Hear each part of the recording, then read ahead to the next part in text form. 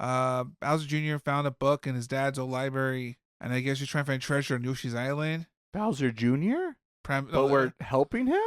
Well, we're trying to find him, I guess. Why? Well, cause I guess because he kind of like he disappears, but his ship kind of lands on an island. I guess kind of like he crashes, and they're kind of like, oh, let's see what's going on here. Do you know what tragedies he's responsible for?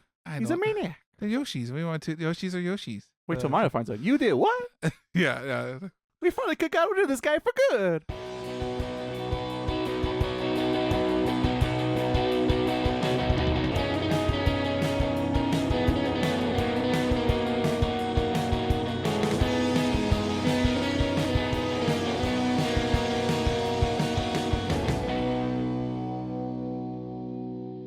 What's up, people? Welcome to Otaku, SoCal's biweekly anime and pop culture podcast. I'm your host, Ray, aka Tower Shonen, and today, ladies and gentlemen, we have a Season 3 debut for here on the Taku podcast. I think a first time even for this podcast, if I'm not mistaken, because it is our third time tackling Oshi no Ko, the big anime property of the 2020s. And I'm here with my brother, Miles. Miles, how you doing, sir? I'm doing fine. And we're going to be tackling Aqua, Ruby, and all the other actors and VTubers and everyone else under the sun's journey. And to OnlyFans for some reason. I mean, there's a lot of money on the internet, and we're going to tackle all of the industries, apparently, in this little anime show. So look forward to all that talk during our main topic discussion here on the podcast, including spoilers talk, but don't worry. We have timestamps down below for you to jump around wherever you feel comfortable. If you're not caught up just yet, you're on Season 2, but you want to have a little tease of Season 3, we also got you covered here on the podcast. So jump around wherever you feel comfortable. And everyone who's feeling comfortable hearing about what me and Miles have been up to since our last little recording, you come to the right timestamp chapter on this podcast, because it's time to see what we've been up to since our last little get-together. And I feel like I have a little bit more, maybe for once, on the podcast. Wow. And because of that, I guess I'll go first, see if I could bring the hype, the goods here on the podcast. And let's see here. First thing up in order, it only seems fitting, it is some video game talk. And this time, I have completed my journey of going through Fire Emblem Awaiting yet again. If you're a long-time listener to the podcast, you know. Although your blindfolders on, right? Blindfold? Sure. I'm a big fan of this game. Liked it quite a bit. And in fact, this is now my fourth time beating this game. Thankfully, it wasn't a very long quest or journey. I kind of know this game pretty well. Turn-based combat, fantasy world-like setting, if you've never heard of Fire Emblem. And future kids to level up, train to be the greatest warriors that ever have been. Even though the parents may or may not like each other, you will like each other. You will make me the best kids ever. I need your skill and your skill, so you will get married, and you will bring me the most powerful child there is for this child army I'm creating in this game. I swear it's a lot more sweeter and fun than the way I'm making it. Then why you want people to play how you play it, I guess. There's a lot of persona, let's say, in this game. Why persona in the game you played? No. I know. So, once again, because now it's an old game. It came out on the Nintendo 3DS. That's how old it is. This is still my favorite Fire Emblem game, and I love the Fire Emblem series altogether. I talked about it numerous times on this podcast, in fact. And I'm just proud. I'm proud of my kids. There you go. They made you. No, they did what you wanted to do. They took down any evil monsters, anything else coming our way without without blinking an eye. I think one character took like 5 HP points, but then recovered them instantly thanks to their skills. So it didn't even phase them. The ultimate children here. Indeed. But to be fair, like I said, I beat this 4 times. I know this game in and out. And on top of it, I only played it on normal mode with classic mode on, which means permadeath is a thing in these games, or in these particular older games. They still have it in the new games, but it's an option. Do you want to, if you lose someone on the battlefield, are they gone forever or just gone for that battle, right? And like I said, spent enough time on this game. Great, fantastic, but it's hard to play these days. I mean, there's places on the internet, perhaps, maybe you could find a way to play this game. But Nintendo, you need to make a Awakening remaster. We need that right now. Come on. For $80. I mean, maybe not that high of a price tag. Because with the Cena figurine. I mean, if it does, I literally have the special edition of Engage behind me. Be like, Fire here, shut up and take my money. Yeah. Just take it. I think I've bought it ever since the first game to have a special edition was Fates. Wasn't it the other one? The one that was a Oh, the report? remake of I think it's the second game. But I even have that one. It doesn't matter. I really like Fire Emblem and Awakening. Shocker, good game. Who would have thunk? So that's enough about Fire Emblem Awakening. It's a gem. It's a classic. But let's talk to more modern, hip, cool things that the kids out there maybe be watching and or playing. And let's take a look over at Disney Plus and the new Punisher One Last Kill special that came out recently. Where's Frank? Frank's been busy since his Netflix days, I guess, because it is a continuation from that. Season 3 point something? Because I think there was 3 seasons on Netflix, no? Or No, was it 2 seasons? It was only 2. Oh, 2 seasons. I'm trying to remember. I remember definitely 2. It was 2 then, but this has characters from both seasons. Yes, and I guess that's the thing, is a 2.1 then, let's say. Because this is also before the Daredevil appearance, I think.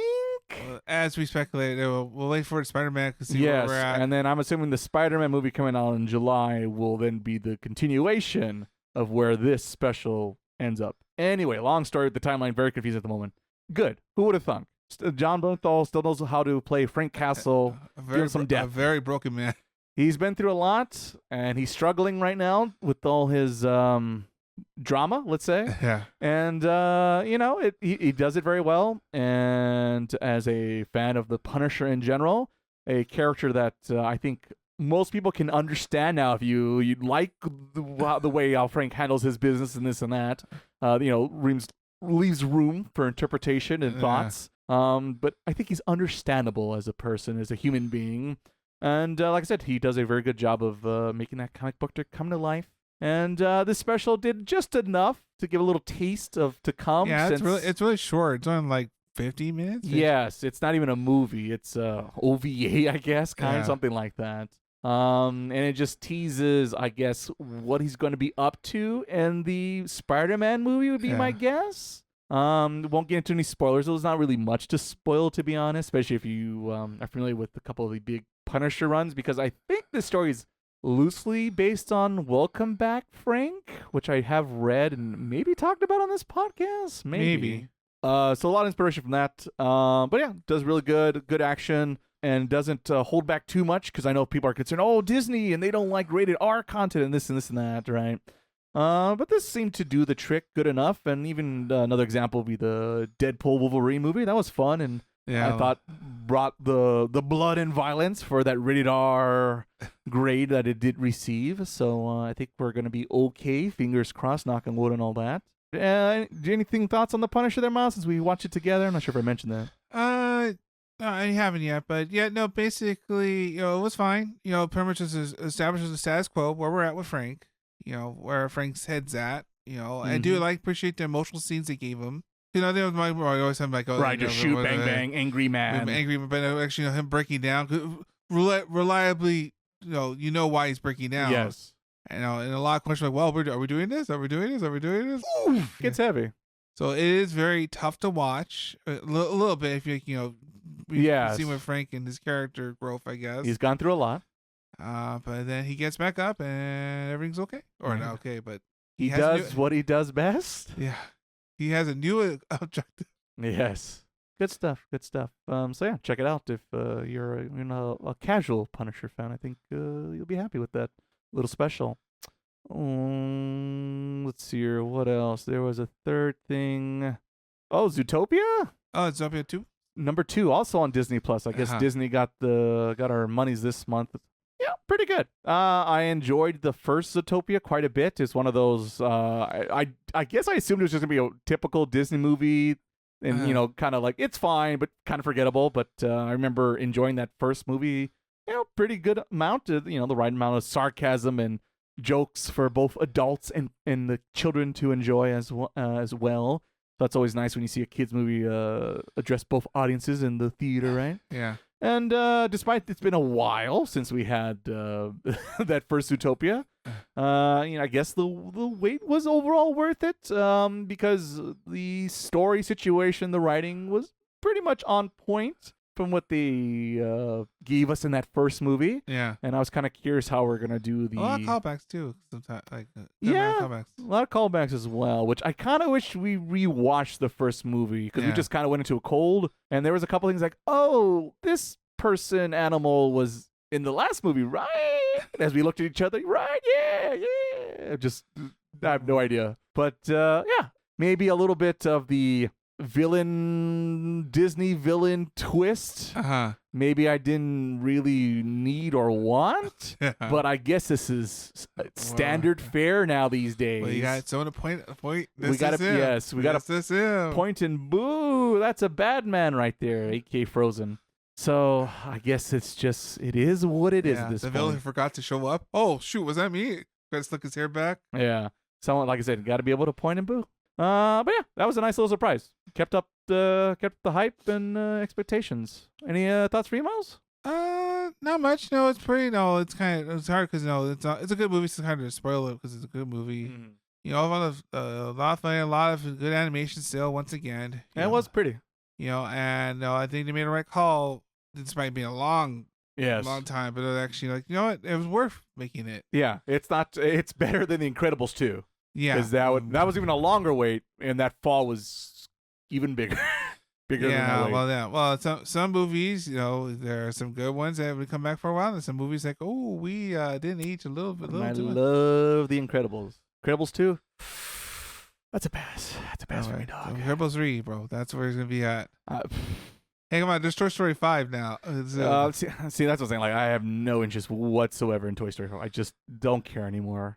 I barely cared for the 4th movie. I really don't care for the 5th movie. All the sequel Pixar stuff, I'm just done. I have no interest in any of them. Actually, you know what I'm thinking about now? That we should watch this. Is that Pixar Elemental? Or is that Walt Disney one? It sounds familiar, but I cannot. We didn't see Inside Out 2. That was okay. That was whatever. But that's another movie that there was a lot. No, actually, no. I think about it. Remember, I didn't like that movie. There were things it implies because the whole movie's about like emotions and this and that.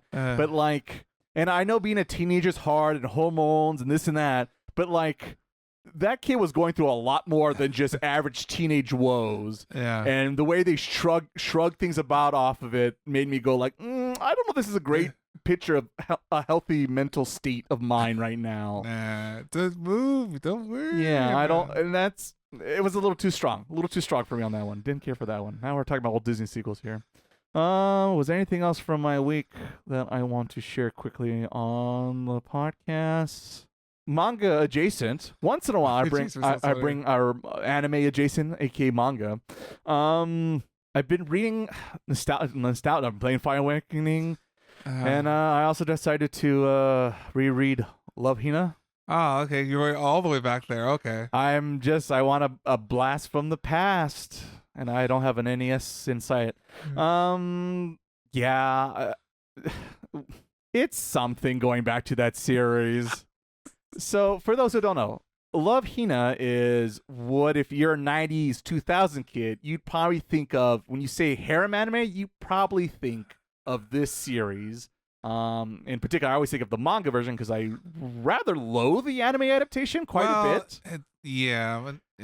Already the character designs I can't stand. I absolutely detest those designs. And then the weird story stuff they go into that anime version. Well, absolute bananas with the clock tower and the doll and all these things that I don't even want to remember, and I'm surprised my brain still does remember. Oh, the doppelganger terrible. Or the other. Terrible.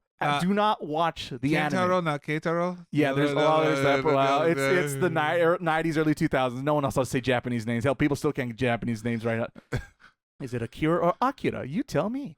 But no, Love Hina the manga is still good. And this whole time, what is Love Hina? The quick synopsis is our main protagonist is he's a Ronin, but in modern day settings, not an actual samurai Ronin. But he's a high school graduate who's hoping to go to college. In particular, he wants to go to Tokyo University, which is the most prestigious school to get in all of Japan. And right? everyone wants to go there. Yeah, So, it's like trying to go to, I don't know, Stanford or Berkeley or something out here in California. UCLA. Yeah, that would also work. Pick your, how much money you want to lose in pursuing a higher education. All of it. But the big motivation why he wants to go to Tokyo University, Todai, is that you want to be nerdy about it, because depending on which version you read, they'll change the word, the phrasing. Not so much to better his life in grades. I mean, that's a bonus because in Japan, very much grades in schools are very important. But the real reason is because when he was a wee lad at, I don't know, 4 or 5 years old, question mark. Like, how he remembers how he remembers this is quite impressive. He made a promise to a cute little girl, childhood friend, question mark. We don't know. You see the one memory flashback, and so that's all you know about this character early on. That they promise that they will, go to Tokyo University together and then, get married and live happily ever after, right? Because that's the goal. And so that's his motivation to try to get into the school. But now it's been 2 years, so he's 20, 21 years old, and he struck out twice trying to get into Tokyo University because every year. Was it twice? No, it was once. Twice. I guess technically, I guess technically it's been twice. Well, it starts in chapter 1. So anyway, he's his parents have a falling out because it's like, get a job, you bum, stop pursuing this dream that's impossible, because he's also an idiot. He has terrible grades. Japan. He hasn't even been close. Yeah, exactly. He hasn't even been close of really passing this test. He's a fool basically trying to pursue this dream. So he's hoping to bum with his grandma, who runs a hotel or a little it's a traditional, what do you call it? Ryokan? Yes, ryokan. Yes, that's what it is. But when he gets there, it turns out it's no longer your typical traditional Japanese hotel ryokan. It's now a girls' dormitory, and it's full of cute anime girls that may or may not have a crush on our new main protagonists. Yeah. And that's becomes a harem. Yeah. Cute girls, but so that's the premise going on through that series. A lot of comedy, a lot of ecchi moments of walking into girls while they're in the onsen. 2000. This is very anime. I mean, you make it like it doesn't happen anymore these days. No. There's never a beach episode in any anime. Never a hot spring episode. Never, says Miles. You can't afford it. There you go. Can't afford it. So very traditional anime, but for me, and I think a lot of people our generation, this is their first time really seeing this genre of anime / manga. It's like this in Tenchi Muyo, but I think I was too young to fully understand what was happening in Tenchi Muyo. That's a podcast. Like yes. How does that work? I mean, I did go back to that. Bits and pieces. It's always one of those things to revisit. The OVA is the better one. I can tell you that off the bat. What? Tell me the one with more money is the one to watch? There's also that. And there's lightsabers in that one. But anyway, love Hina. Sometimes I laugh still because of, this is an absurd situation that keeps occurring. And the characters keep like pointing that out, like, how many times are you going to keep doing this, you idiot, and blah, blah, blah. If you're familiar with this series and the main protagonist, Kitaro, however you want to pronounce it, you think he's more of a wishy-washy, oh, gee whiz, there's no way this girl could like me, and oh, man, what am I going to do? Oh, how did I get this booba on my hand? Woo! And goes flying off again, right? He's still mostly that character that you would expect in the typical harem situation. But the interesting thing going back to it now is he's also kind of a dick, where he meets all these girls for the first time and like he has like these old like side comments to them or tells them up to their face like, oh, you violent girl that keeps punching me all the time, or you kendo girl who keeps swinging the sword at me all this time, and this and that. He has like these kind of like condescending nicknames for people early on. And I guess he doesn't know them and this and that. But it's just surprising because if you ask me what this character ever said, I'd be like, no, he doesn't have a spine to say these things. Well, I guess that's always saying probably more revisions, like, because of the newer translation, right? Because these are the newer things. Yes, I guess that's a thing. Yes, this is a newer adaptation of the series versus the old one. Tokyo Pop was. Yeah, it was. I did actually compare the two out of curiosity when I had the chance. They're not too different. The condescending talk is also in that other version too. Yeah. It is there. It is in his character early on. But I guess he gets to know them and he softens his tone towards them. Yeah. But it's just funny to be like, I do not remember ever saying anything remotely close to this, let alone to their faces. But yeah, it's okay. It's got its flaws. I think anytime I find myself like not into it, I think nostalgia carries it a little bit for me. But like I said, this is one of the first series I remember having such thoughts, memories. Uh-huh. I was maybe closer to my teenage years. I probably was in my teenage. It makes me feel even older. Don't date you, bro. Yeah, I know. Don't date you. It's a great series if you're a young lad and you find cute anime girls to be cute. No Tama? I just got to Tama. Tama's the little flying turtle, which I'm pretty sure is not a real thing. How do you remember that goofy little fact? Because that's what it meant by wow. Okinawa. Even I forgot about the time I reread it. I'm like, oh, Okinawa. Oh, okay. I guess that's true. What else was the series from? There was like a whole arc. It's a whole, I guess it's a whole thing, which it's funny now also going back to it, like, because they talk about like Hokkaido and other places, Tokyo, parts of Tokyo. They travel a lot. Shinjuku and this and that. And Kyoto. And I'm like, I actually have an understanding what these cities represent and where they are on the global scale, right? Uh-huh. So it's interesting revisiting this very old manga series that kind of holds up, kind of doesn't hold up.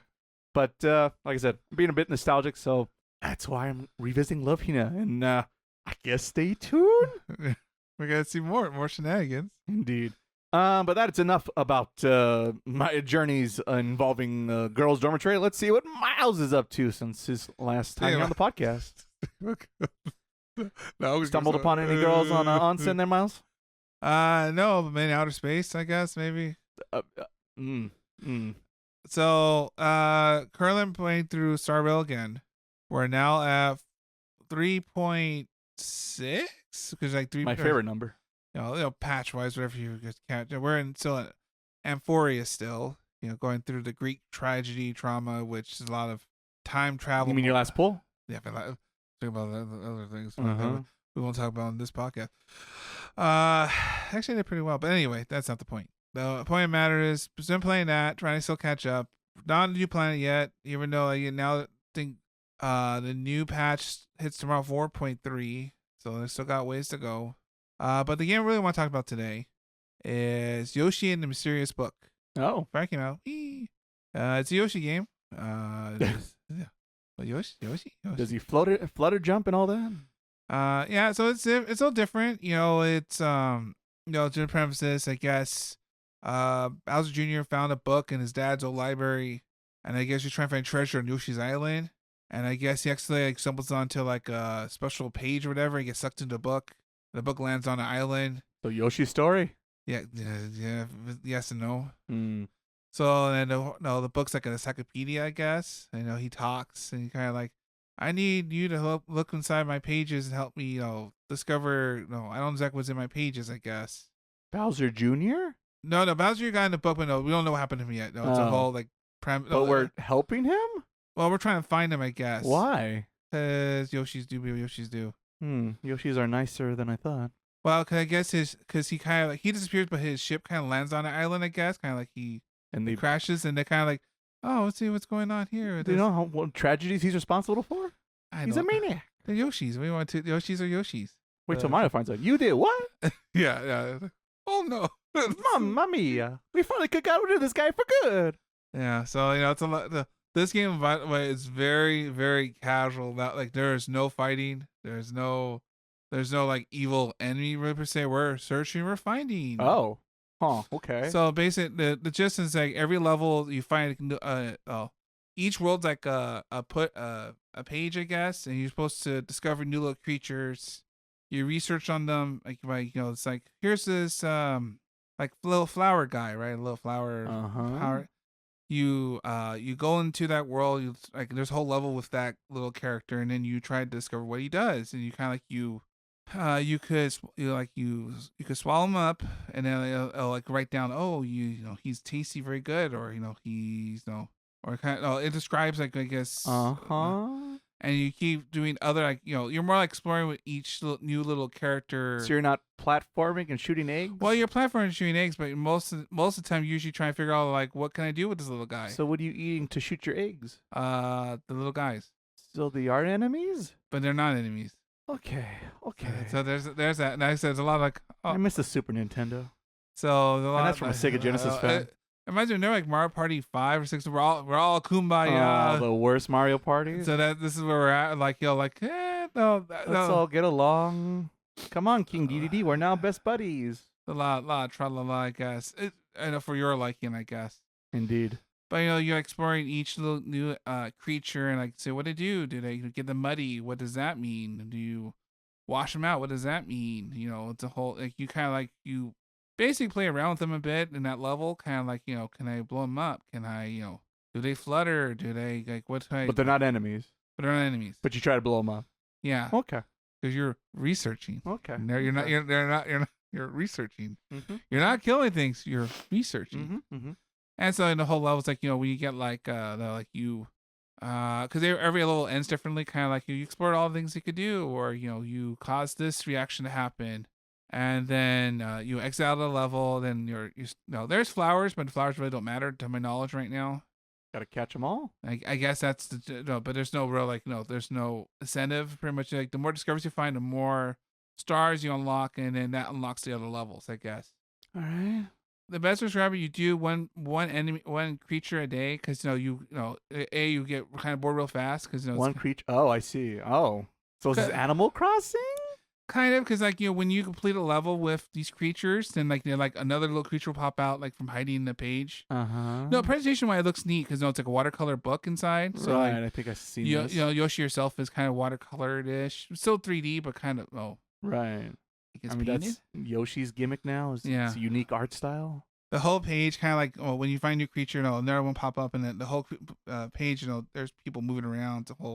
It looks nice. It's kind of hard to describe it right now. Not enemies though. Well, that problem with a lot of Nintendo. We've mentioned before a lot of new. They're for babies. Goo goo gaga. It's for kids. Hey, come play this game. I feel like we've gone back 30 years because this is like I'm waiting for Sonic to show up and with his attitude to sell some new consoles here. It is very kid friendly. I guess is the best way to put it. But it's one of when you really think like the mindset, right? You as the adult in the room going but this is kind of messed up. If you remember Yoshi's Island coming out at your local Toys R Us, this might seem a little childish, perhaps. Yeah, so it is a little different. I'll give you that. Mm-hmm.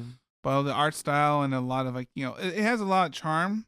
But you can get burn out real quick with doing multiple levels, right? So it's the best way kind of play one small chunks to kind of that way you don't get burned out. Yeah.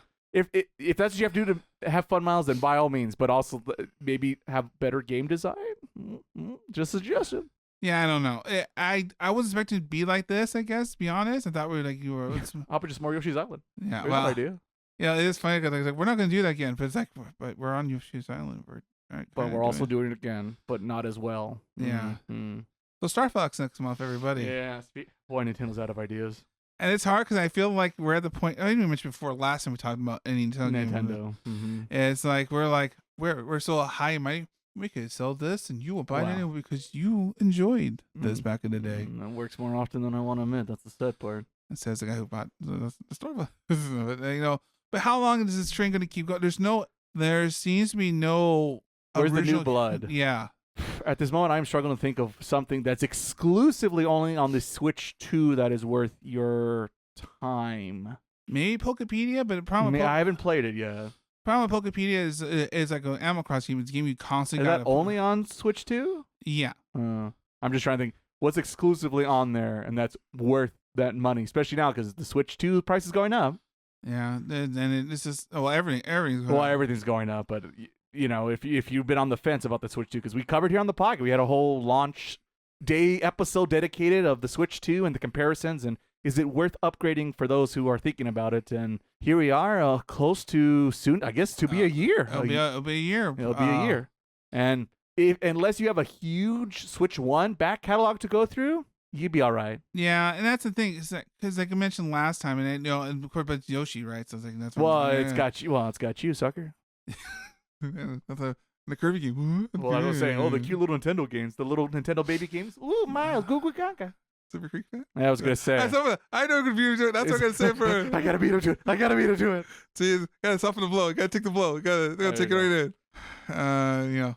But it's just that I don't know going forward because they're like there's Splatoon Raiders, which is like a single player thing that's coming. Splatoon? Yeah, I don't know. There's nothing that is shown yet. No, other than like it's like some nostalgia property. Like there's no other thing going on here. I don't know. It's a tough sell if you're a hardcore Nintendo fan.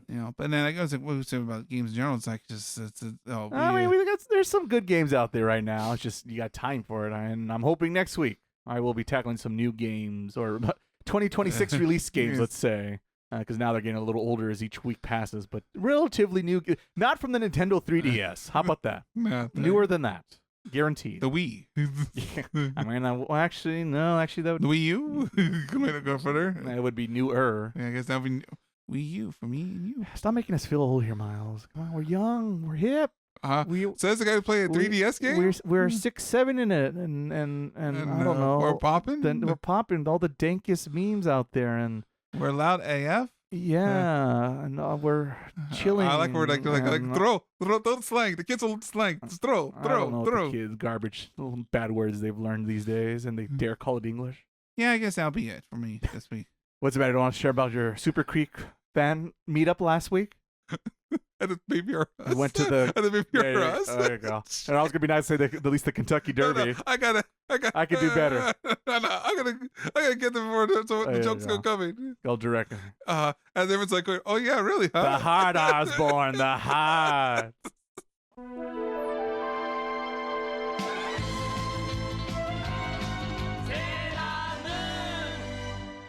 Oh boy, this episode sure is juicy, isn't it, Commercial Miles? That's right, Commercial Ray. Hopefully, hope you are enjoying our takes on gacha games and Frank's always crazy wild tales of things he goes through this week. I wish there was like a way for other people to like listen to all these episodes that we've been doing for several years now of the Taku Otaku podcast. Do you think there's such a place out there on the internet for them to listen? Well, you can always check out our website at www.takuotaku.com for easy access. Though we're also on your favorite podcast listener. What? Like Spotify, Apple Podcasts, the various podcast catchers out there? Whoa, that's crazy. I know, right? We're going everywhere. We're even on YouTube. Whoa, are we real YouTubers, Miles? We're nothing but YouTube shields now these days. Too bad we actually don't charge a penny for this podcast. But with your help, one day we might. The true goal of this podcast.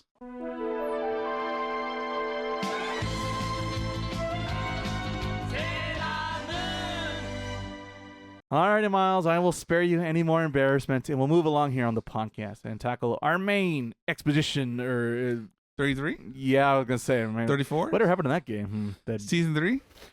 Never went back to it. But we are going back today as a little bit of an anime gem here for the Taku Otaku podcast, because in our early youth days of this very podcast, we tackled Season 1 and even Season 2 of this very series, and you could go to our website or your various podcast catcher listener app of your favorite choosing and look us up and type in Oshinoko, and boom, you could hear our thoughts and impressions of Season 1 and 2. I'm sure our memory's a little bit fresher from back then, so check those out, and if you're good to go, then you've come to the right timestamp also for Season 3 Oshinoko goodness. Before we'll dive into the spoilers, we'll do a little bit of a roundabout talk of what we liked, didn't like, and then we'll get into the juicy details of all the plots and twists that happen in this Season 3. For those who are randomly tuning into an anime podcast for the first time and decide to listen to a Season 3 main discussion topic, we're sorry. I would suggest maybe don't, but if you're determined, you youngsters out there, and you don't know nothing about Oshinoko, why you picked this episode is beyond my understanding, but I'm an old man, what do I know? I will give you a quick synopsis of what this series is about in a very, very watered-down version of the series, because boy, is it bananas. Good luck to you. Yes. Our main focus here is a character named Aqua, who has a twin sister, and their mother is an upcoming idol in the Tokyo, Japan scene. Yeah. And they're having a pretty happy life, I guess, overall. Things are going well. They love their mama, question mark, far as we know and can tell. But then suddenly, one twist here, this is the easy twist. One of Ai's fans find out that she has children, and in Japan, it's taboo for idols to have children or relationships because they're supposed to be idols for everyone, right? This is the concept in Japan. How I feel about that, we'll talk probably more in the spoiler discussion. That will be reserved for a later time in the podcast. The point being, this fan gets so outraged that he decides to kill Ai, and that is the major turning point for this series. So it's a known factor who is responsible for the actual murder, if you will. The culprit got caught and arrested, or maybe he isekai'd himself off. I don't remember, but that plot has been solved. The twist we find out early on is that this guy was not working alone. And the ongoing assumption is that Aqua and Ruby's biological father is the one responsible for letting out the secret and telling the home address for allowing for the murder to take place. Right. And Aqua, now in his teenage years, high schooler age range, decides to seek revenge to figure out who dear old dad is, because no one knows who dear old dad is. I kept that a secret from pretty much everyone except herself. And he's determined to figure it out, and he's pretty sure that dad works in the industry, and so he decides to go undercover and work in the entertainment scene and to figure out who dear old dad is. Meanwhile, his sister Ruby also decides to follow in her mother's footsteps and also becomes an idol, or wishes to become an idol, and takes the necessary steps to become said idol in Japan. There's a whole reincarnation twist that we'll save for the spoiler talk. It's a lot. There's a lot going on there, but that is the overall main focus. It is a show about the entertainment scene in Japan, what it takes to be an idol, be an actor, a voice actor, work on television, and the various different levels of popularity entertainment you can achieve and succeed in Japan. And revenge. Yes. And good old-fashioned revenge on dear old dad and the whole big mystery of who is dear old dad. So if those sound interesting, Oshi no Ko might be for you. So with all that explained and set up, Miles, without, once again, not spoilers just yet. Yeah. Let's start with expectations. Do you have any high expectations or this or that after leaving off on season 1 and 2 of this series? Well, I guess from season 2, which we changed the roles, I guess, or we choose protagonists, I guess the best way to put it. Yes. We're a little excited about that because we discussed during that time. Ruby has she has a lot of motivation to get revenge, even more so than Aqua. That always reminds me of the scene where they have them dancing to go like she knows, she doesn't know, she knows, she doesn't know. Oh yes, the little in and out edits and cuts for the music video. Yeah, I do, and that was a nice little sequence. That was like, oh okay, here we go. Them crazy eyeballs, as Frank describes it, I believe. Crazy eyeballs. Yeah, they sure love their eyeballs in this thing. Indeed. Maybe we can. For those who know, Frank is our third chair usually here on the podcast. Frank's on assignment. But he's on assignment. He's hitting the hard streets of Osaka, Japan itself. And I look forward to his report next time on the podcast. So, yeah. Like and subscribe today? Yeah. We'll see firsthand how the scene is over there, I guess. Indeed. The idol scene. The idol scene. What's happening out there? Keep us up to date. Then he was back to Shoko. So, as funny as it sounds, the side characters think have more story than the main protagonist, I guess. There's more to them. Yeah. Versus I want revenge because I want revenge. So a lot of going down to how they work and how that whole the relationship with Connie, right, and how that worked out, didn't work out, being played, not played, but I am being played, but not. Yes, They have a interesting relationship, let's say. But you don't want someone to ride and die, think kids call it, right? Not so quickly. So a little bit of that, and obviously, we kind of glimpse about dear old dad at the end. Yes, we had that teaser sting. And I got and of course he also has the crazy eyes, so there's a whole I think that's him. Pretty much. So now things get more inspired to see how this world. We're getting closer to that mystery. Yeah, because overall the second season was pretty good because overall it had a good structure and so I'm kind of curious how this is going to go on because these guys, the animators Double Kubo, did a pretty good job so far for season 1, season 2. So we'll see how that keeps going. So it sounds like you were excited for the season 3. Yes. All right. For myself, I have always been a little bit more reserved about this show. I still liked it. It's unique. It is a must watch if you're an anime fan, especially in the current anime climate, let's say. But also I was very aware of some of the eye roller moments of Aqua and his shenanigans and some of the conveniences that happen or the inconveniences for the sake of story, plot, and or drama, right? Yeah. But it's been interesting. For me, the revenge plot, sure, I like a good revenge plot, don't get me wrong. This one, it's okay. But my thing I'm more into and found my interest in is hearing the more behind-the-scenes talk of the entertainment scene And in particular, season 2 was focused on on the stage play and what it takes to adapt a manga series and put it on live action stage with trick wires. A really big stage, more than ever. Yes, very more elaborate than my typical Shakespeare play I'm more used to, let's say. But like I said, I'm out of the game on technology that is very amazing, isn't it? But it does look impressive, and I am almost curious to check out one of these types of shows, either out here or even Japan, fingers crossed, knocking on wood. And like you, I was kind of interested to see how close we're going to get to Dear Old Dad in season 3, since we had that teaser. And I am still pretty excited overall to see where this series is going to go. But also, I've been a little bit nervous involving the whole reincarnation part that is throughout this series. Yeah. And I find a lot of it pointless so far. But it allows for certain tags to be applied to the series that maybe will get a couple more clicks because of those tags, let's say. But not my cup of tea. Good tags. Yeah. But yes, overall still excited and interested to see what happens in season 3 when we started off our journey this time on the podcast. And now that we discussed our expectations, let's actually talk about overall our thoughts and opinions about season 3. Miles, what do you think about this one? At the end of the day, it's okay. It's all right. I guess, because Manga into spoilers, right? I think, we didn't really go, I feel like the overall part about the industry and, each season we're trying to talk about a different part, obviously, like I said, stage play, we talked about Alice for a little bit, but it was about more of like a drama / the TV show, I guess. TV show, variety show. Yeah. Mm-hmm. And that didn't really pan out. I mean, it starts and ends pretty quickly versus like season 2, like the whole season, most of it was about that stage play. Well, here, the TV show is only like the first 3 episodes, maybe? Yeah. I suppose we got a couple topics I did not we're going to talk about, but we did. They do tackle a lot of things. But then, the downside is that I feel like then we forgot about that part of the manga. It was more about revenge. The revenge plotline did take center stage this season.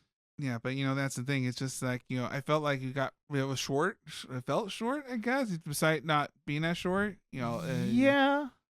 So there's that, and the whole the ending part, whatever. When we get to in spoilers, it's kind of like you could change your opinion about the show. Depends where we go with this. Yeah, that's a big question.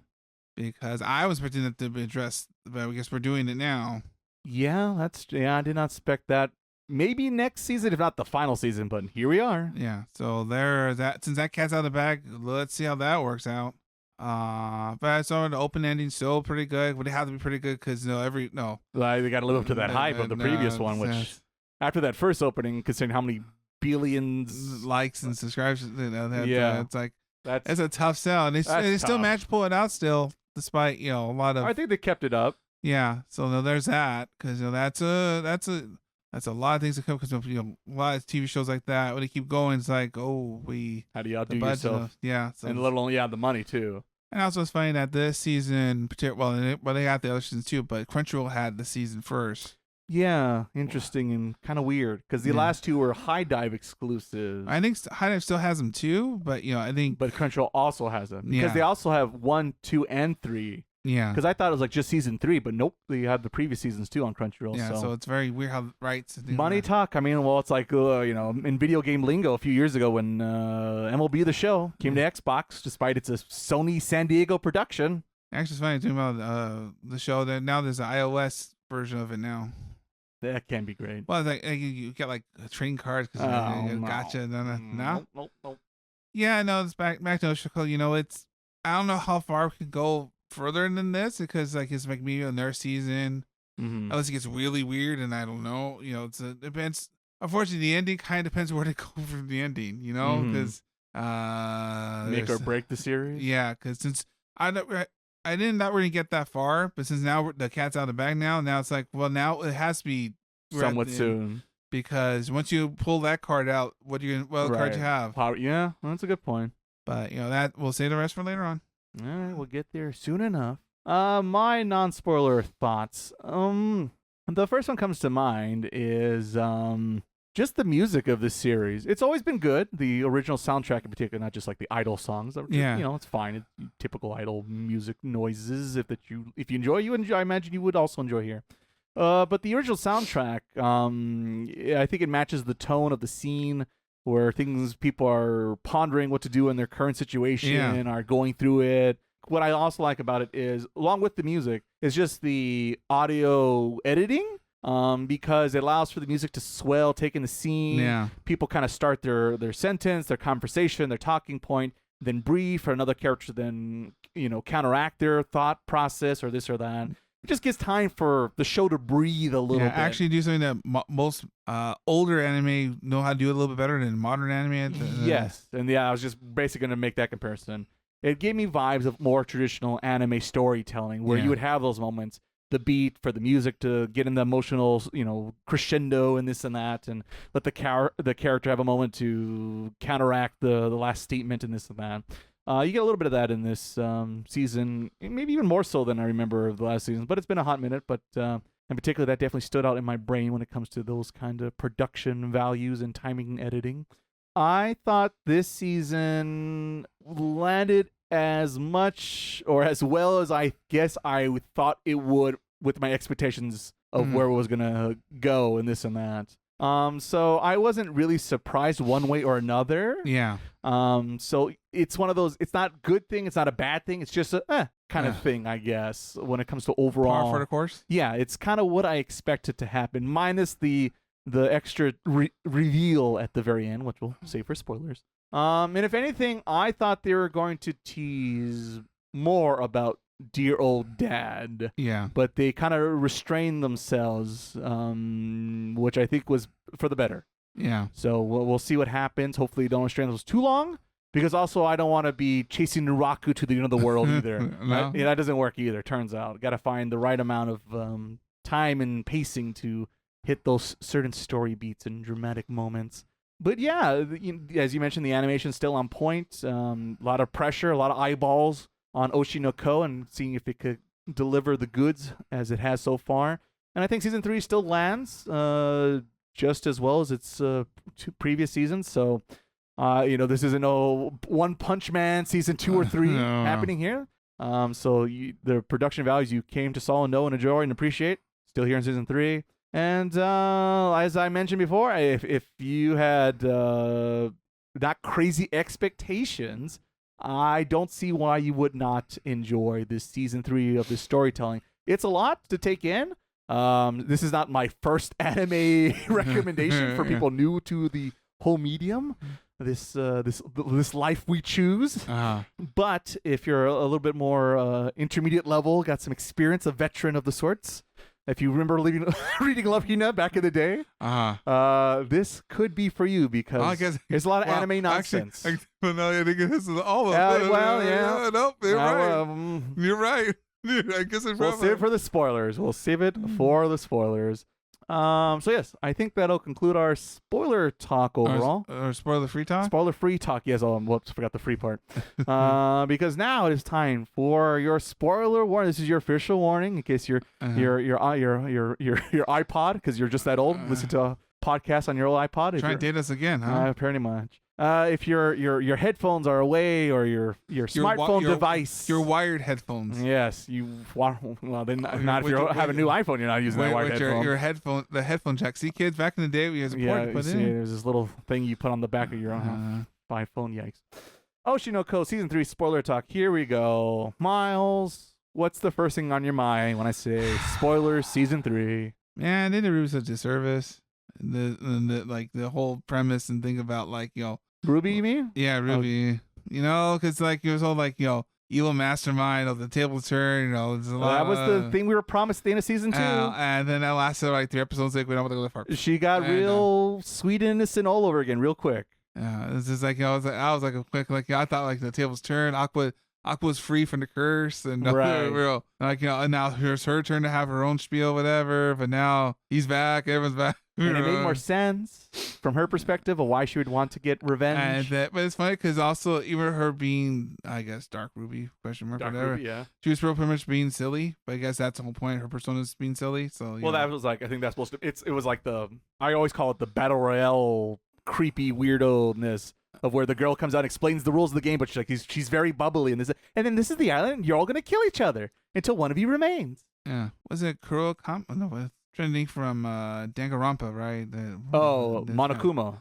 Monokuma, same. Yeah, Monokuma. Same premise, I guess. And the whole. There's been a murder. Yeah. So that was kind of a letdown. Then I lasted like 3 episodes, and that like came and left with the win. Yeah, that was a little disappointing. I once again, on paper, the concept of her becoming the main lead, because that was the thing, is Aqua was obviously the main lead those first 2 seasons. Yeah.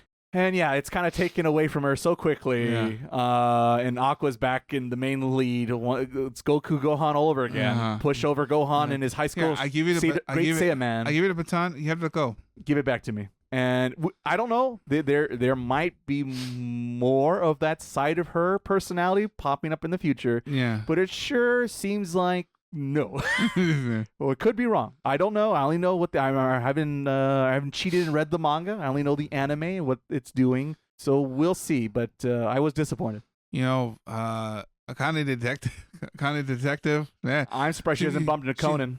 Or Columbo or all the other Yeah. the detectives. Boy, man, sure she could get a lesson here too. She solved that case ridiculously fast. There was enough breadcrumbs for her to get. Like, it wasn't total leaps and bounds, but boy, was that convenient. Yeah, and she did it while she was still acting on the show. TV show. Yeah, that's the thing. It was like having like a 12-hour workday, and she's like, "Oh yeah, I'll solve this murder case from 20 years ago." She needs to forget acting. She needs to Well, I think you mentioned join Jessica Jones the or classic something. writer syndrome, right? When she's like, "Wow, I should." Oh yeah, and she even makes that comment like, "I really should have been a detective instead of an actress." Like, yeah. Sure seems that way.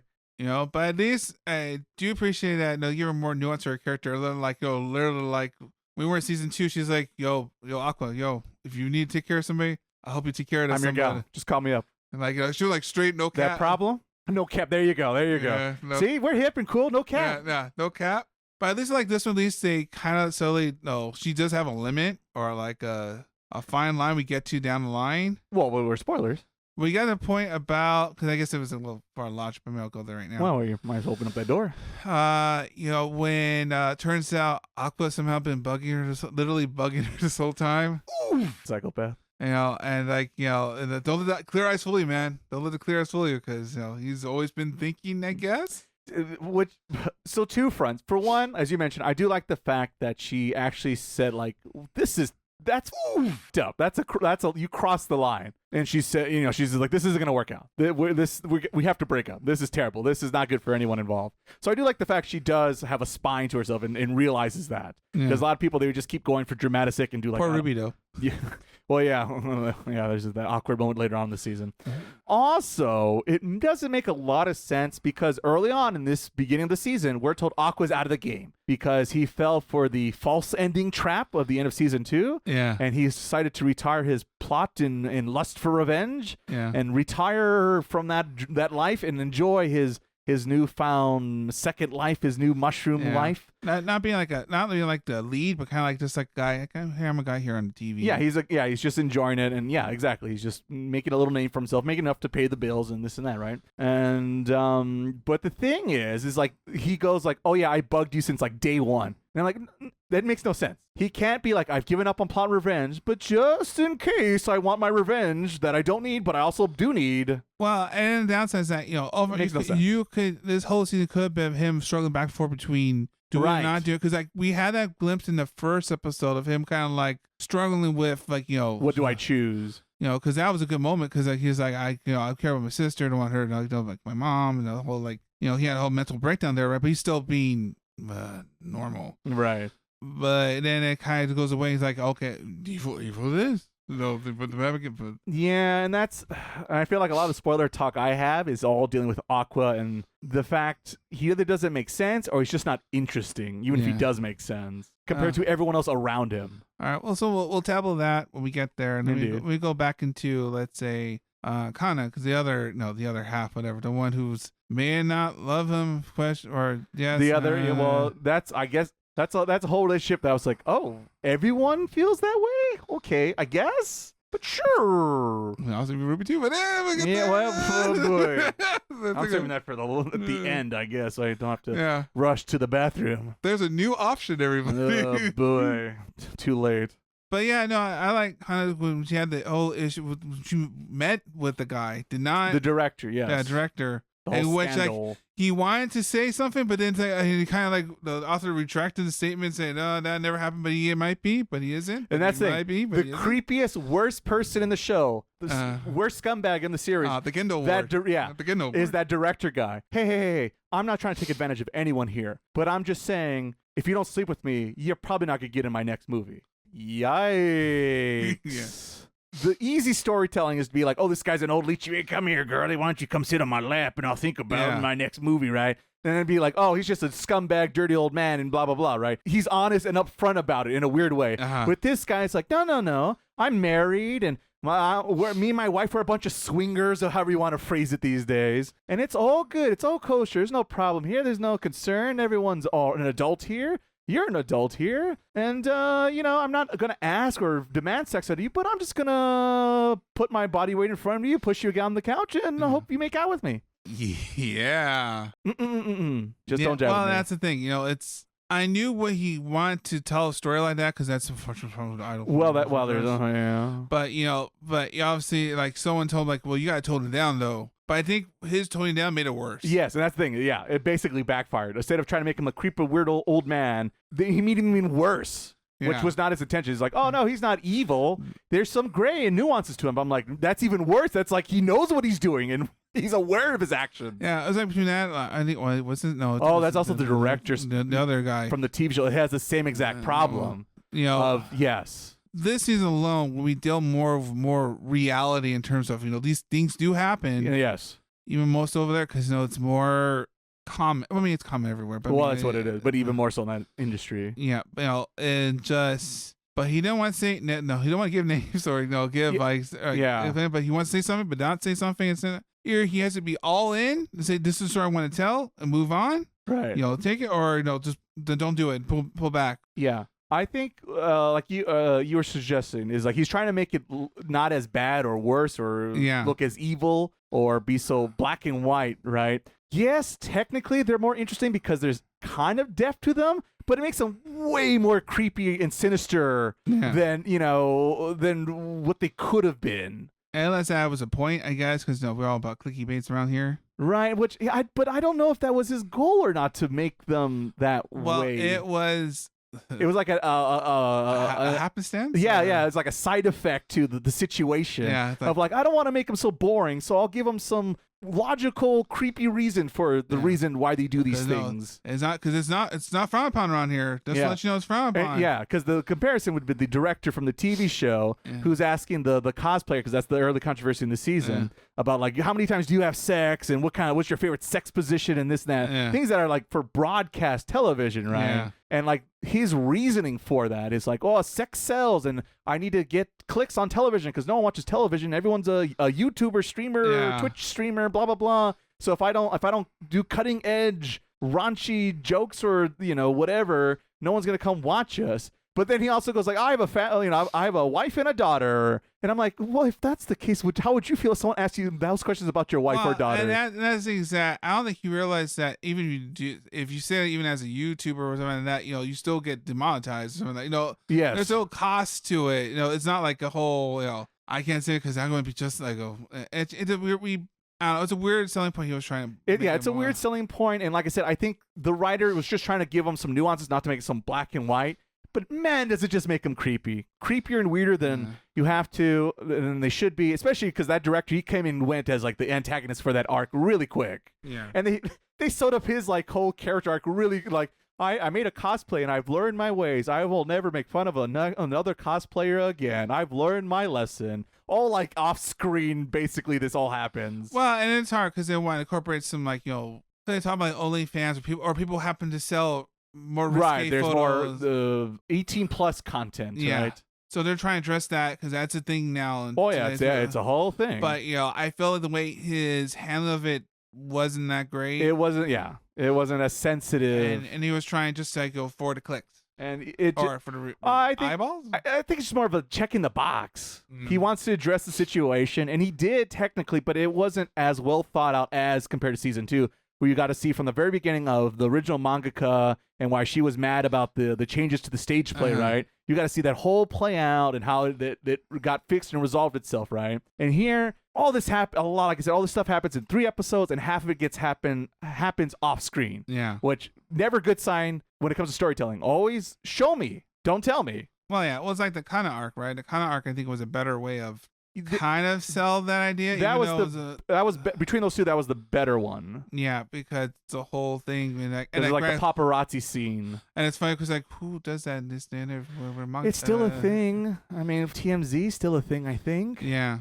Well, they branch out different. We're out here in Hollywood land, so. But but I guess like it's like it's just but they were looking. Well, as I explained, they were looking for him, and that kind of had to be just in a circus. Well, it was a setup also. Yeah. Which I was surprised. I understood her why she go to the apartment. She's hoping for the gig because she hasn't done acting in a long time because she doesn't care about doing the whole idol B Komachi stuff. So that makes sense. But the thing that's like, it seems pretty odd because like she has like hostilities towards that girl. She walks into the bar first of like, what are you doing here? And this and that. And she's like, oh, the director called for you and this and that. And she's like, oh, this. She's just looking for a free drink. You know, they have nothing really nice to say about each other, right? Yeah. So it does seem, why would this person that you've never considered your friend? Yeah. So to me, it would have been the sign of a setup, but drama has to occur, I guess. I guess I'm hanging out with Akane too much. Yeah. I mean, but I know I think that was pretty good how they, music wise, and the whole moment where Akane was kind of freaking out, kind of like, what do I do now? How this, that was a good moment because she starts running because like, what do you do? What do you do in that moment?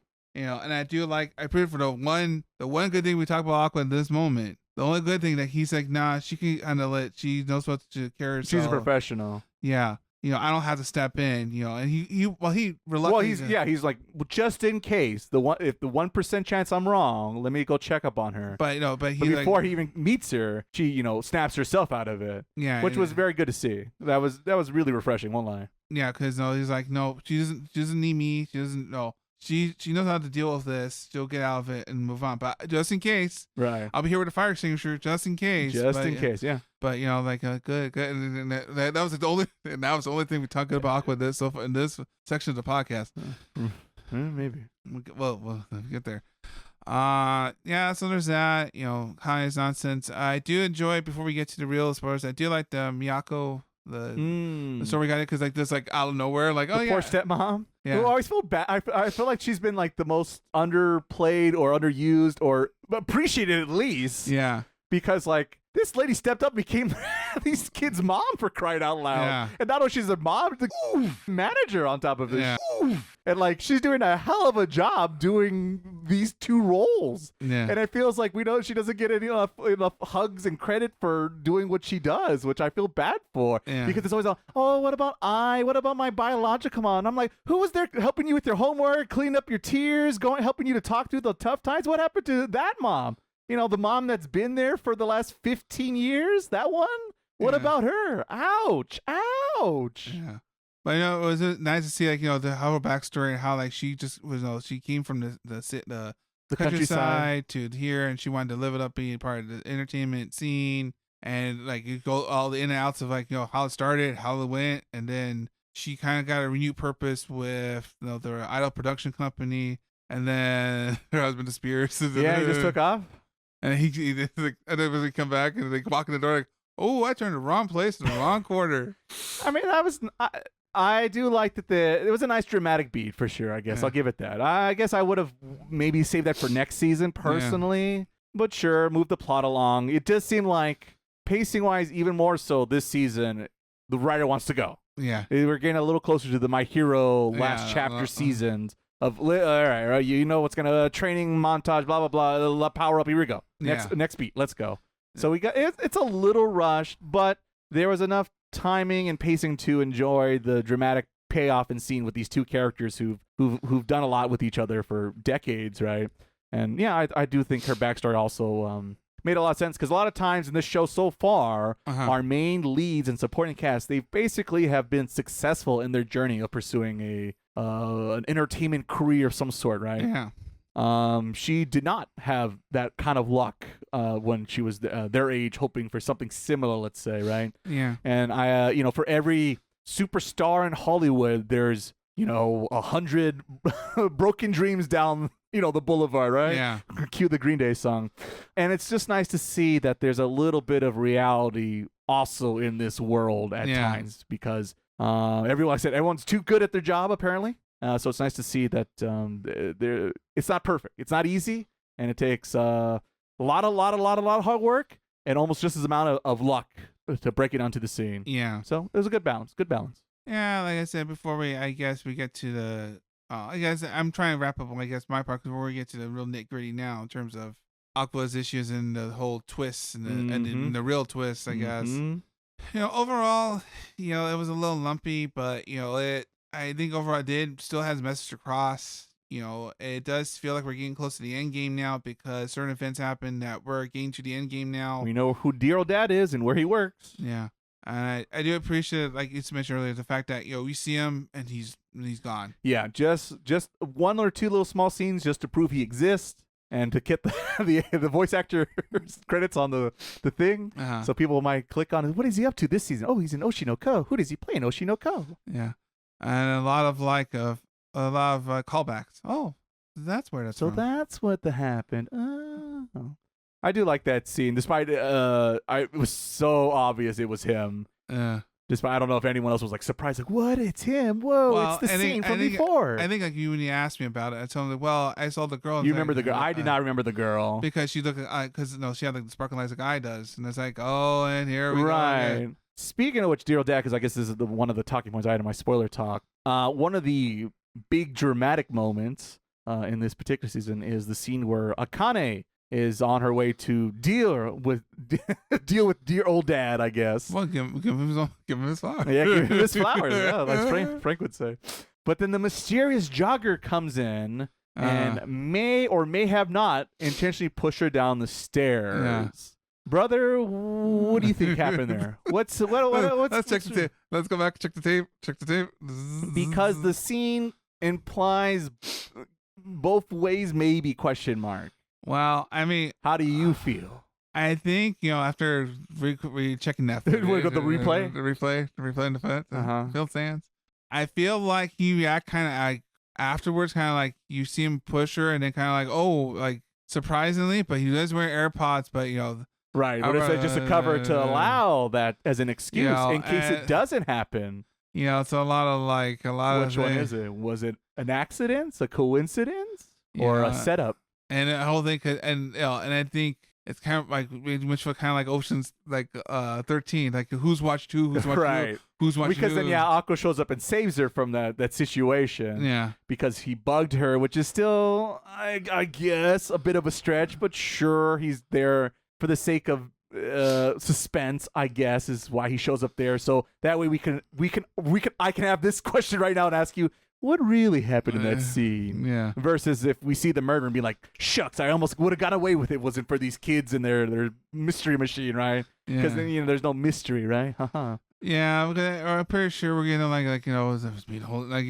right, and that's what I feel like it has to be an attempt to take her out of the game, let's say. But also, she has done nothing to play her hand that she knows who dear old dad is. I think it was a test him with Aqua. If Aqua allowed her to die or something like that. I could see that being the real test. It's not a test of getting rid of her. It's a test to see how much does he care about this girl. So in case I need to do something to get to him, how do I get to him, right? Yeah, because I think at the end of the day, this is how my term of Aqua for a hot second. Mm-hmm. Despite his whole nonsense going on over here, he deep down, but he's also at the same time protecting everyone else at the same time. Well, he's not. Well, yeah, he's not a like, I don't know. He's not a complete prick, Yeah. but he's trying his best to be one. Yeah, but I'm saying, but like, but there are certain moments you see him kind of like shielding others away. Like, this is I must. Well, that's the thing. He wants to play the martyr. He wants to be the lone wolf and, I don't like a bad he or something, I guess. Yeah. And it doesn't work for me. Not for the context and the situation for the series. That I figured that's gonna be like the moment. In fact, like, daddy knew about it, and it's a whole camp. Because I feel like there'll be other moments. I'm assuming we're gonna see down the line, like, because his dad runs a production company, right? Right. According to what Connie says. Right. So I'm pretty sure when more jobs when Ruby gets certain jobs about that production company. Right. There's gonna be he's gonna end up working for that production company. And then there'll be a lot of like a little who's watching who and who's on to who. And I'm assuming that's what next season was like. That makes the most sense. And like when Aqua maintained his vigilantism. Yeah, let's go with that. But also same to protect everyone else at the same time. Well, yeah. Well, like I said, he wants to do it personally. He only wants to get his hands dirty and keep everyone else's hands clean. Do you appreciate when we got his eyes back? I mean, I guess. I mean, he has to. I do, like you said, you appreciate the show with a few moments when the music cues up. Right. And you go like, I'm back in the game. Timing, editing, it matters. The right timing moment, boom. And he's back in the game, ladies and gentlemen. He's back in. Here we go. Which, like I said, and if we already teased, despite I wish he was out the whole season and came back at the very end of the season. Yeah, well, I think he needs to disappear. Yeah, he needs to step away for a little bit, let someone take the reins. And yes, technically that does happen, but not long enough. Well, I say it's we talked about with My Hero with the whole the Batman Deku arc.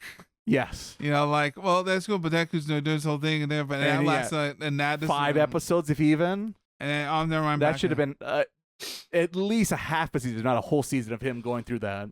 And I don't know. I don't know because the author doesn't want to go there. I don't know if it's just or don't have the ability to. I just don't feel like they have the patience anymore. Yeah. And maybe it's just too much. And to be honest, here's the other thing. Becoming a popular mangaka, once you become popular, George R. Martin, right?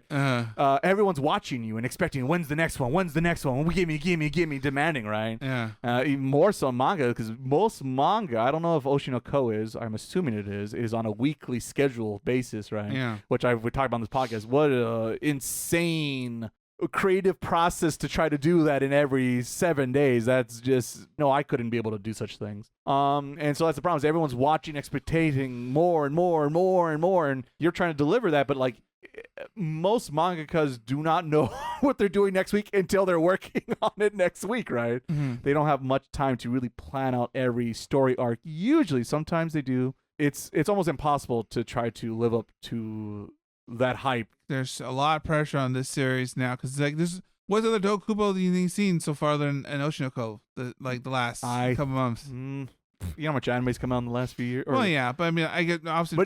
But I think they hunkered down to focus on Oshinoko because this is also their bread. That's the thing. That's the crazy thing. There's a lot. Even the show implies breaking the fourth wall a little bit. There's a lot of jobs on the line when it comes to making this series a success. From the marketing team to the animation, the music, the release date, the timing, working with the original mangaka, and this and that. Man, oh man, that's a lot of pressure on a lot of people's lives. And if this becomes One Punch Man season 2 or 3, that would hurt. That hurt a lot of people's lives out there.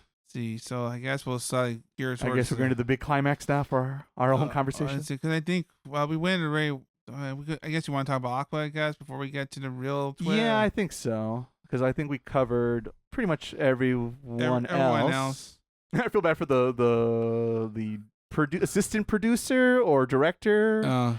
If I found myself in the industry, it'd probably be that role, let's say. Where you're kind of wearing a lot of little hats to make. And you want me to do it right now? But yeah, sir, you didn't tell me you wanted this. Well, you should have read my mind. You know this is what I wanted. Well, I can't. Like no one you got the license, right, boss? Right. You got the license, right, boss? You got the license, right?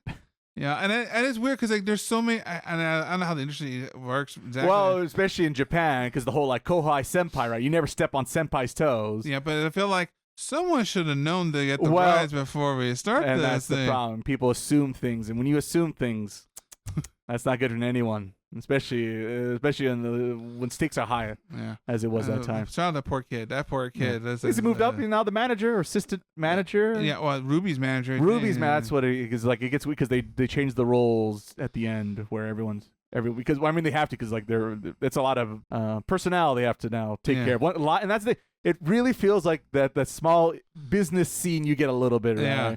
And you, like I said, you could feel the weight of, like, we need to succeed. And the errand boy.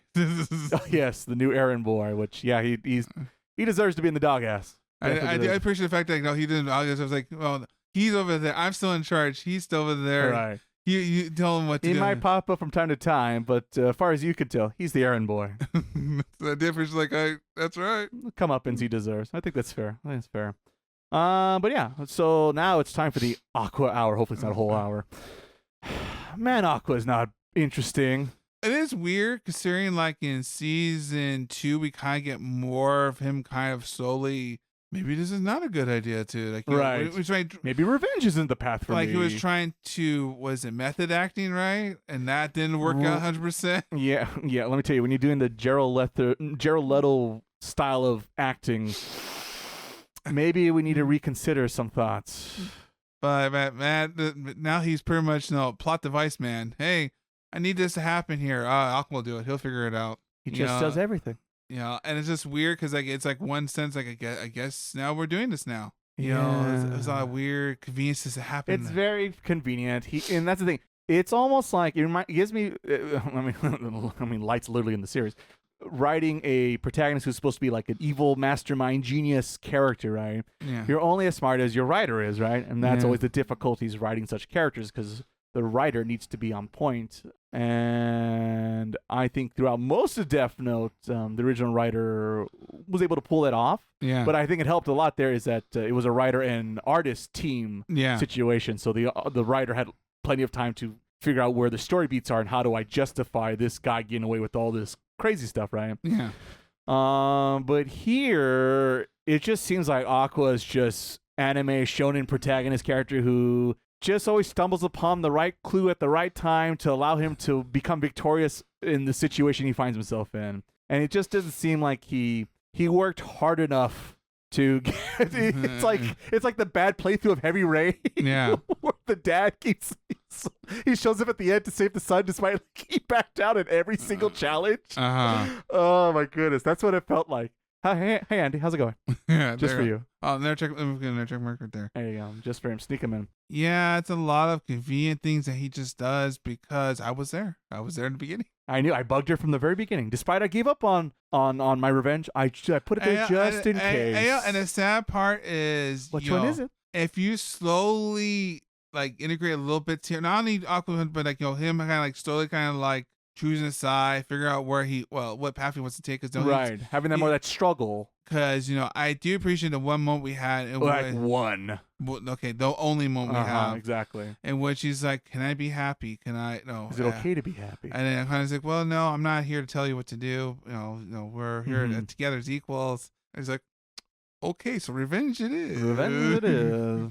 He was okay. Like I said, he's never been my favorite character. He's easily been the weakest character I always felt like. And the other thing is, and we already teased this already, boy, does it make more sense for Ruby to want revenge over him. Yeah. Because from Ruby's perspective, I was not only like in her previous life, was like her favorite idol singer, was her inspiration, basically was her hope, right? In her troubling times at the hospital. And in this crazy situation, she finds herself now becoming her daughter, right, in this new life. And then to lose her that way in that situation after this and that, yeah, it makes a lot of sense. Like she would want to get revenge. Versus Aqua's perspective, I guess I'm a kind of a fan of hers, but not really. I'm more of a fan because of my patient, who's now Ruby. And I guess I helped her when she was pregnant and she was about to give birth.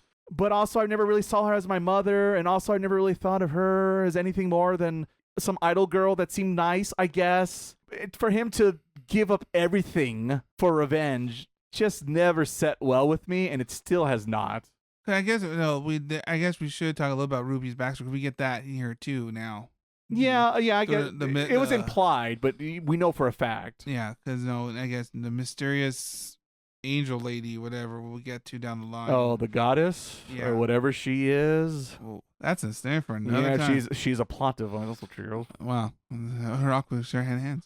How Aqua freaked out when he met her again or something like that. Remember? She's now the producer lady. Yeah, the producer lady. Right. She was a struggling mother who didn't know how to handle losing her child, and she did not make the best choices in that situation. But that is a quite the task to take. Also, to give her some credit. That's one of the worst things to ever try to tackle in this life, honestly. Yeah. But yeah, at the end of the day, from our perspective, and I'm sure it's obviously is going to be a big dramatic point for the next coming season, be my guess. But the fact that from her perspective, Ruby can tell they basically abandoned her and made new kids that were healthy and have a lot more fun and are more successful and having a lot more fun without her around. Yeah. And it's a good thing she died, right? Yeah. Yikes. So and I do appreciate that Aqua's her reacting, or I guess the doctor or whatever you look at it. He reacted to her that way because I thought that was going to happen, to be honest. Oh, yes, the big reveal.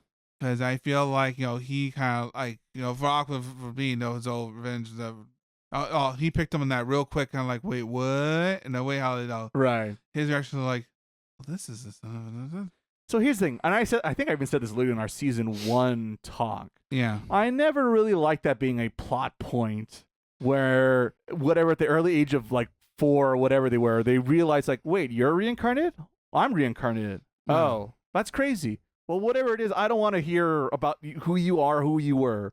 We're brother and sister now, I guess, question. And that's the other thing is like, they've always kind of never really been brother and sister, but kind of, but not really. Well, it's been this weird in-between spot that I never really jive with. This is the thing. This is like a trope, an ongoing joke in the video game anime scene, right? When it comes to like isekai shows, being reincarnated and find yourself in a new situation.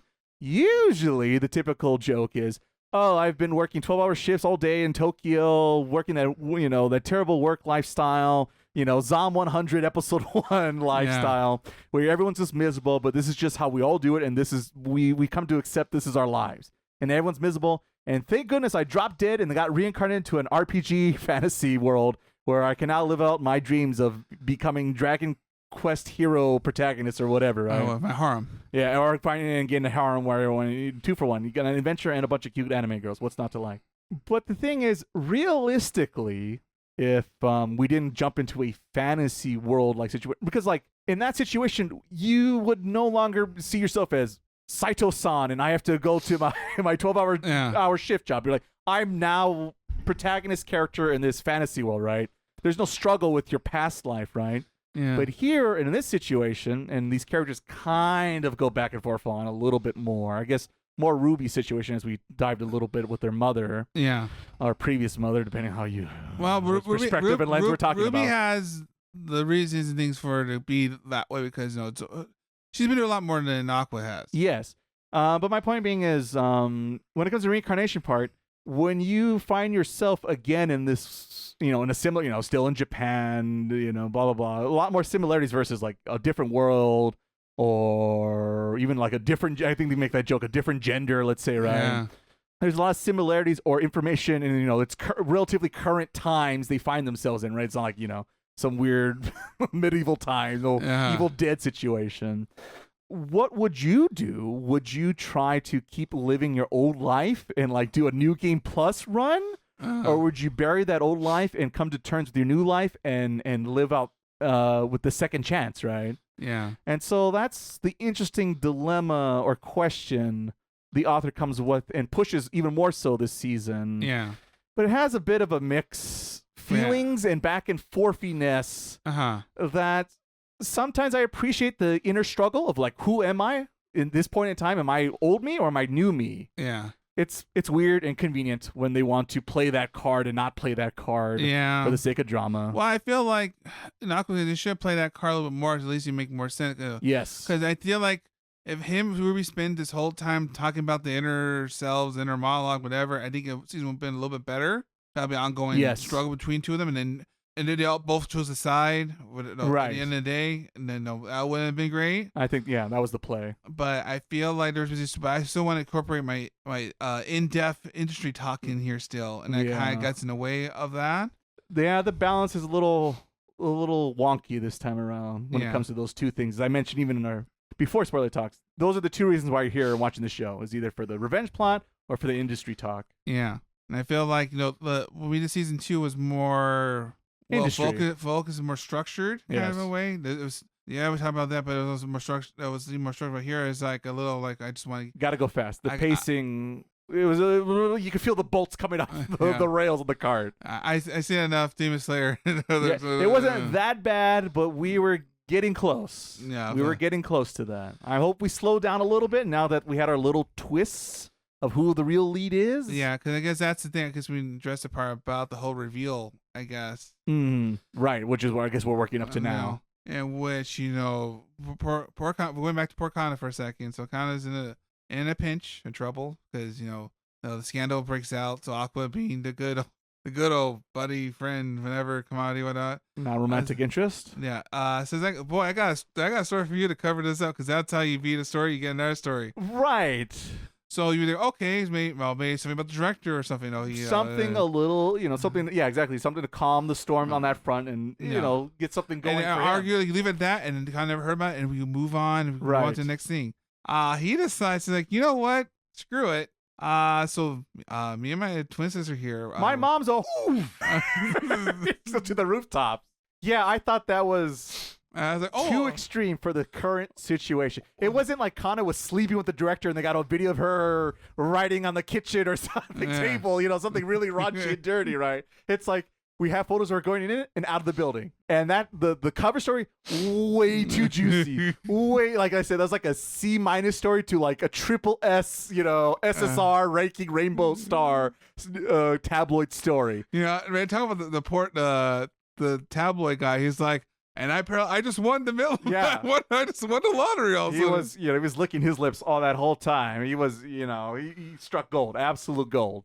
At some point they're gonna have to reveal, because that was another secret that I guess it made sense if you're familiar with the anime scene and the idol culture. But it's a Japanese, but it's a Japanese idol thing where if you're in the spotlight, you're in the spotlight for everyone to enjoy and appreciate. You're not a human being, I guess. Yeah. They don't see it that way, but it sure feels and comes across that way as an American, let's say. Well, like I mentioned before, and I'll mention it again, because there's Love Live, other things I watch, right? But no, I know that it's fiction. These are cartoon characters, basic cartoons going around doing things, right? Right, yes. There's no real reality. For you as a fan enjoying anime fictional characters who aren't real human beings. Yeah, that's I'm okay with. Right. But the idea of like real people, then that's a whole different. And you really expect them to like not have lives, not have relationships, not get married, not have kids. Yeah. That is so weird. And even most of the things that I consume. Right. The things I watch, they don't go there, and no one wants to go there because that's negative, bad stuff, right? Right. Where this is wholesome. It's always like a secret. It's like, shh, don't tell anyone we're married or I'm pregnant. But what business is it anyone's, or what does it matter? Well, but it's a whole because they don't want to lose a sale. The producers, the licensors, they don't want to lose any sales. Cute anime girls or voice actors or actresses, whatever's supposed to sell, they want to make them all innocent. Yeah. And that's the thing. And I've heard someone say this before, and I totally agree with that. It seems like when it comes to entertainment scene, or however you want to phrase it, when it comes to being a woman, you have two choices. Either you're like an innocent, pure virgin girl, right? Or you're a big, horny who just sleeps with everyone around. And you can't be anywhere in between. Yeah. And it's sad, but it definitely seems to be the case when I stumble upon random TikToks and this and that on the internet. Like, that's the two selling points of I'm sweet, innocent, or I banged that guy, and innuendos, this and that. Yeah, it's sad. It's sad there we can't have any nuances or more interesting thoughts or have any depths into people. Well, because there's no money in that. And there's no money in that. But yeah, so that happened between him revealing the secrets of the world, which I guess It moves the plot forward, I guess, and it was inevitable. Well, it kind of reminded me kind of like when we were talking about My Hero, right? Like, oh, I guess we're at the end game now. Right. Everyone, I guess the it's like the Cliffy Back to the Future Part 3, like all with a point no return. There it is. Super the sign. You know, like I guess this is what we're at the end because that's the way to describe it. Because once you reveal that card, what else do we have left? Right, now? And that's the thing, because all that's left now is to deal with dear old dad. Are you ready, brother? Oh, and I mean the other half? The other half of this coin? What do you think, brother? Incest or no? It's not incest because they're patient. They're patient. Like I said, he keeps coming up with creepy, weird scenarios, and it makes me icky. It's just like, why is he determined to justify weird situations? So in the world that we live in now, in which I knew eventually we're going to. Right, might get there. It was going to be a thing. But the way how it presented itself and the way how Aqua kind of basically just guessed. It was well, she doesn't know she's like feeding her soul and guts out to the world. Yeah. It just happens, what are you saying there, Ruby? Oh, wait a minute, that's every clue I need to know. Yeah, I guess it was convenient, and yeah, it was the only thing I appreciate, at least, he for his part at the moment. He didn't reach for the rack? Yeah, he at least, for the most part, he's like trying to be like, I said my piece. He's back to normal. Yeah, there's no instant yikes. Yeah, at least. Or is it looming? But the dun. But like I said, speaking of other cards, well, now that card, now the whole like you have the soup and like, oh, now there's too much onion in the soup or something, right? Oh. We'll see. I don't. And meanwhile, here's poor Connie and Kana here, and like I guess it's like I guess not. We'll see. Sorry, girl who would ride die for me, and then I said nah. Or the other girl who maybe loving me, but I said nah. We'll see. As long as it's just I was trying to think. Whatever I said the slide before, and I was like, what anime was this? And it was a couple of cuckoos. Oh, here. Oh, yeah. Speaking of other. Yes. Quick synopsis for a couple of cuckoos. Basically, two kids were switched at birth and grew up with different parents, but when they reached like 17, 18, they figure out we were swapped on day one at birth, and these are my real parents. And what do we do with the situation, right? In particular, the main male protagonist. And of course it is. Yeah, of course it is. Throughout most of his life, he's had a sister, a little sister, younger. Little sister implies like she's like in elementary school or something. Yeah. But I don't know, middle school, like 3-5 years younger, if even that. And as the series progresses, it's a harem show. So he has a romance between the girl he was switched out with birth with, the girl he has a crush on in high school, and also his not biological sister. New option unlocked. And so here's the thing. In that series, and you could apply the same exact rules here in Oshi no Ko. In that show, when the sister was crushing on him, I didn't like it, but I wasn't as appalled, let's say, because this is like her first crush, and she doesn't know how to process it, and her older brother's a male, so maybe this is a good example of what to look for in a romantic partner, right? But as that show progresses, he starts to wonder, maybe, wait a minute, she's not really my sister. What if I marry her? As the cat says, gaslit. Yeah. And that's when I said, nope. I said that in my video review, and I say it again. And that's the same thing I'm applying here in Oshi no Ko. If Ruby sees him as the doctor and also her first crush, all right, fine. It makes sense. They have a new second chance, an opportunity of a lifetime. Literally. See, that's how you do a literally joke. Take notes, kids. I can be okay with it. I won't love it, but I can stomach it. Now, when Aqua goes, Ruby, that's when I throw the flag. Throw the flag on the play. But at least I don't think it's a famous last words. How much money do you want to put on that, Miles? Where Frank is ready to take bets right now. Yeah. He's training live as we speak. Yeah. So like, oh, really now? There's a new app for that, Miles. Yeah. The problem, I'm trying to not be like throwing up at the same time. Kind of like it's funny because it's real, and that's how you hide the pain. Unfortunately, it doesn't help because the internet doesn't help. Oh yeah. And you go like, oh come on, they're and Johnson. half the author's doing it just for the memes and the hype and the nonsense. Well, that's the thing. Like. But boy, he's too good leaning into it. That's what scares me. And I said this even before we had it was always the incest thing was going to come along, but we are officially here at Choo Choo Incest Town. But the thing I also never liked in season 1, and I made the same comment back on that podcast, boy, is the writer trying to come up with weird scenarios to justify a 30-year-old plus man hanging out with a bunch of teenagers in high school. It just came off weird and dirty, but and it still kind of does if you think about it. And it's weird because technically, you argue in season 2, he's basically at a point now, like, I don't know where. He goes back and forth because he's like, for the longest time, he only saw himself as the Doctor, his original self. Yeah. But as you said, in season 2, he's like, maybe I'm this new person. I'm not the Doctor anymore. But boy, it sure seems like he's going back to being the Doctor. Well, I think we had a moment, especially him talking about... like I said, they want it both ways. So I'd be a Doctor. He's like, maybe I want to be a Doctor again. So I appreciate Death Note, apparently. Yeah. Like, how can I get with murder if I just... I think I told you this before. It reminds me of that weird, creepy joke in that Transformers movie about the Romeo and Juliet rule, and the guy shows up with a card about it, and Michael Bay thought it was hilarious. And I'm thinking, who the thinks this is funny? This is creepy. All right, yeah, no. There's also the same man, mind you, who has 2 racial robots. So let's and testicle jokes. Testicle jokes, everyone. Yeah. Stick to the explosions, Michael. Stick to the explosions. Bumblebee was a good film, and Michael Bay had very little involvement, I hope, in that, and it sure feels and looks that way. Anywho, so I hope it doesn't happen, but it's going to. For the clickbait, at least. At least. No, he's not going to do it directly, but he's going to do his best to get pretty get close. And I know when we get to this part, we're like, haha, we're laughing because we're going to slide down the inside. Yuck.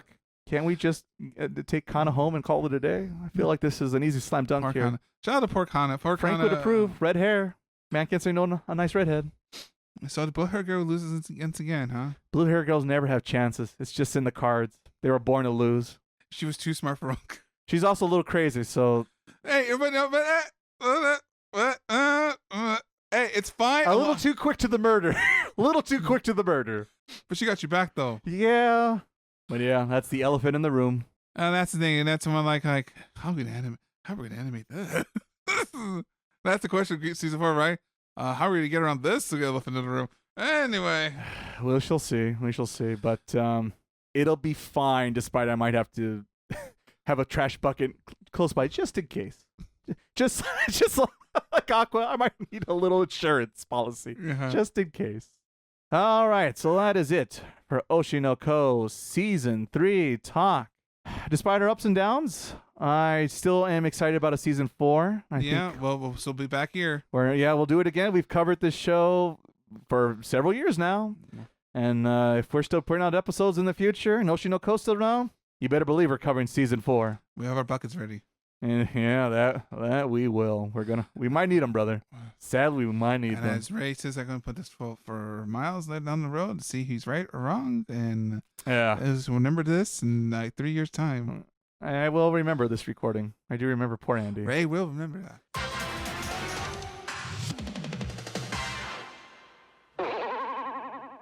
Ugh, another episode where this Ray guy hates on another anime again. Is this guy always just miserable? Well, he's not always grumpy all the time. You should look at the social media posts we have. Whoa, social media posts? They do that on this podcast too? Sure they do. Through YouTube Shorts, Instagram posts, and Bluesky. You find everything we do between podcasts. Whoa, it's like we're always online forever. Well, until they put our Ghost in the Shell. That'll be the day. Finally, we could game on forever. Yeah, but we can't do this podcast forever, so let's go back to the show. Okay.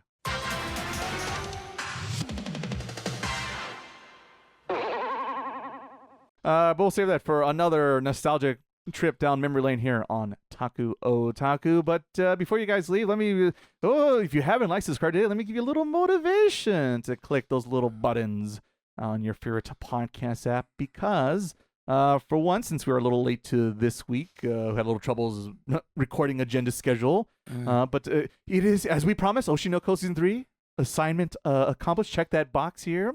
And along with that, next week on the podcast, we'll also be checking off Season 2 of Freerin. It has Journey's End? It's like a technical... Yeah, Journey's End, yeah.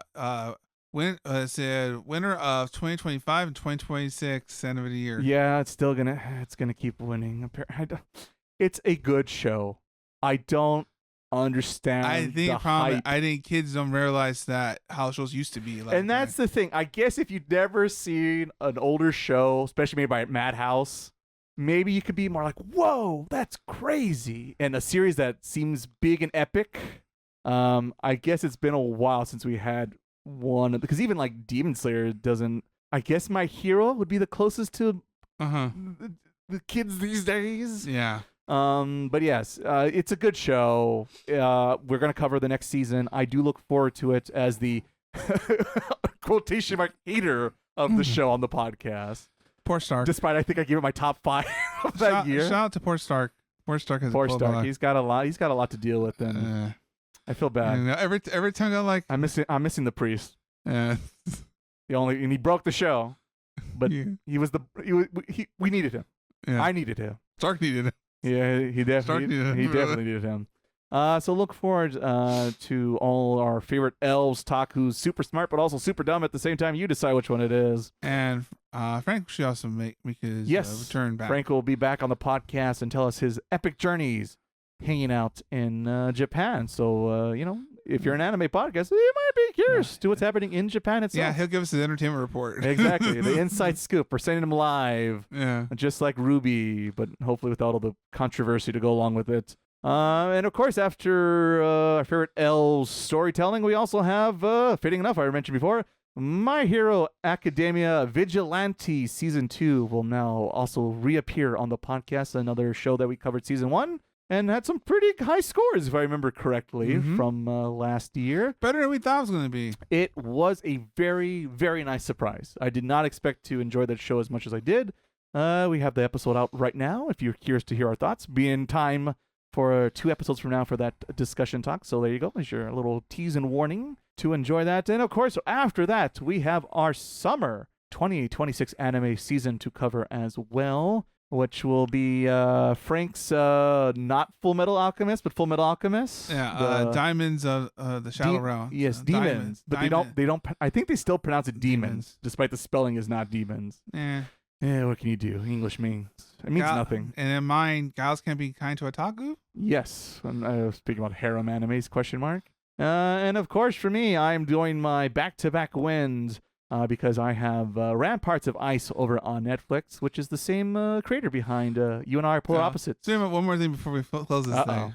Do you know that there's season 2 of You and I Are Polar Opposites going to happen in the summer? You told me this. So Ray could literally go back to back. We usually you can tell me the doctor trying to accomplish right now. Usually quicker. There you go. Usually, as we're currently doing now with Oshi no Ko and all the other shows I just talked about, we do not cover season 2s as part of our season review episode. That being said, though, it's like there you go. We'll make an exception.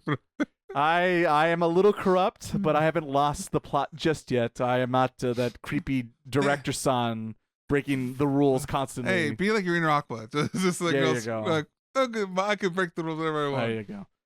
So there you go. There is all the anime hyped to like and subscribe today. Don't miss a single beat on our coming weeks and our schedules coming your way soon on your favorite podcast listening app. And who knows, maybe we'll have some more video content on YouTube.